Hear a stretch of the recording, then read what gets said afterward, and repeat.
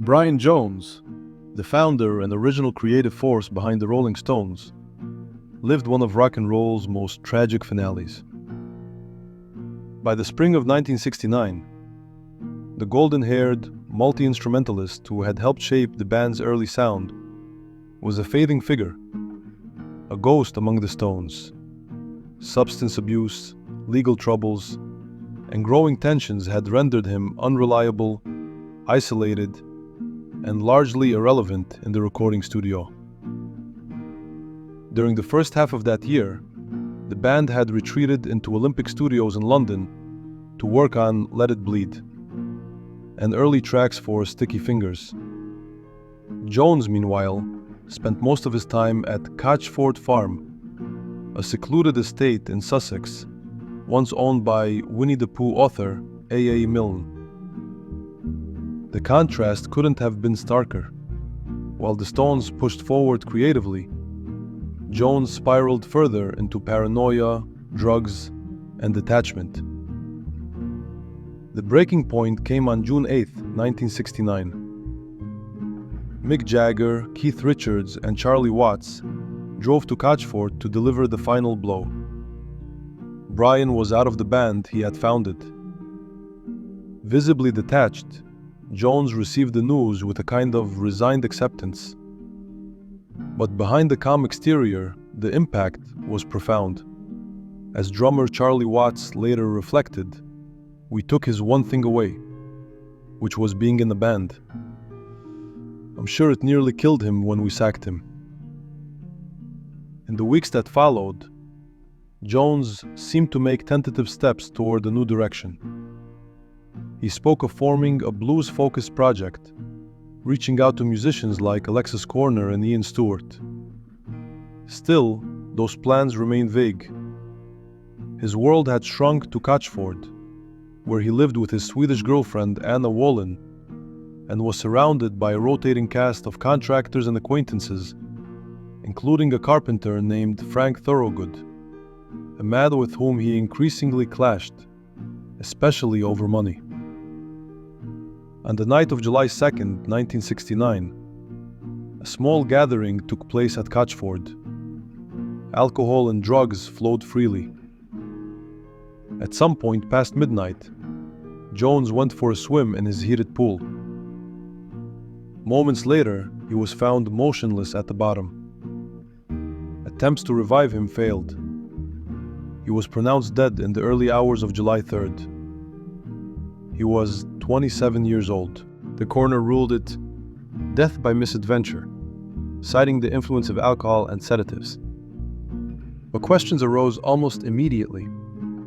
Jones was known to be a strong swimmer, and the circumstances, intoxicated but not alone, with multiple people present, fueled rumors of foul play. One theory implicated Thorogood, who had allegedly been on the brink of being fired. Years later, before his own death in 1994, Thorogood reportedly confessed to the murder while speaking to the Stones' chauffeur, Tom Keelock. Anna Wallin, in her 2001 memoir, also named Thorogood and claimed she was forced to leave the UK under threat by Stones management. In 2025, Sussex police announced the possibility of reopening the case as a homicide, citing new eyewitness accounts. Still, the truth remains elusive. Brian's death carried a haunting sense of inevitability. Long before it happened, people had predicted he wouldn't live to see 30. Once, while tripping on acid, Keith Richards told him, "You'll never make 30, man." Brian replied, "I know." On the trip to Morocco, he watched a goat being led to slaughter and whispered, "That's me." The band laughed and agreed. The psychological toll of his last year was enormous. Marianne Faithfull, Jagger's former lover and a close friend of Jones, later wrote that Mick and Keith held a real vendetta against Brian, mocking and belittling him. Ry Cooder recalled witnessing the same behavior during the Let It Bleed sessions, where Jagger openly told Brian he was washed up. After his death, Marianne attempted suicide by overdose, falling into a 6-day coma. In that state, she claimed to see Brian's ghost, dressed in medieval robes with green hair and Buddhist lightning bolts on his palms, beckoning her to the edge of a cliff. Death is the next great adventure. Coming?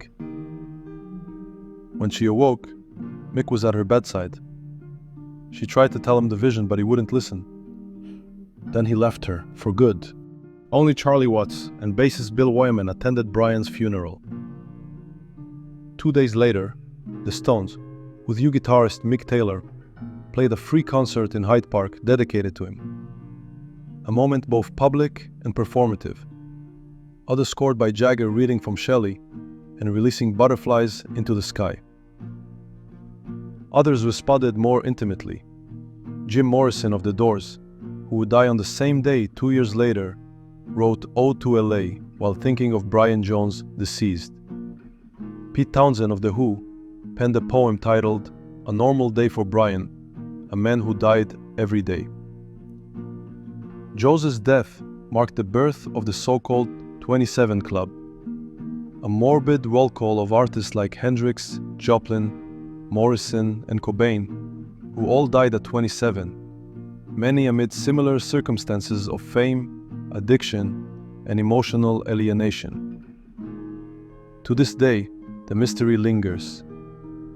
Brian Jones died less than 4 weeks after being cast out from the band he created. In that brief time, he aged dramatically, looked haunted, and remained largely alone. His final days were a slow, heartbreaking descent, from visionary to exile, from rock star to cautionary tale. Yet his musical legacy endures. Brian Jones wasn't just a Rolling Stone. He was the one who rolled them into existence. And in many ways, he was the first to pay the price.